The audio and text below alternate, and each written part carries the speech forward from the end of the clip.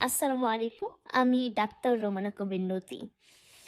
আচ্ছা বলেন তো যে ১ম সিজার হলে পরে কি নরমাল ডেলিভারি সম্ভব?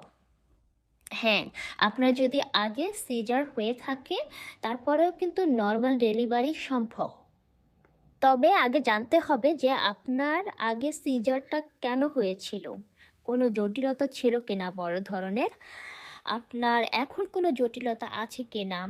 আপনার জরায়ুর কাটার ধরনটা কী ছিল? আপনার বাচ্চার ওজন, পজিশন এখন ঠিক আছে কিনা? আপনার কোনো ডায়াবেটিক বা হাই প্রেশার অন্য ধরনের জটিলতা আছে কিনা?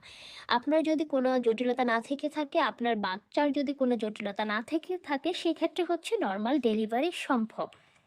যেটাকে মেডিকেলে বলা হয় যে ভ্যাজাইনাল বার্থ আফটার সিজারিয়ান। তবে আপনার যদি ঝুঁকি থাকে কোনো বড় ধরনের, সেক্ষেত্রে সিজারটাই সবচেয়ে নিরাপদ। ধন্যবাদ।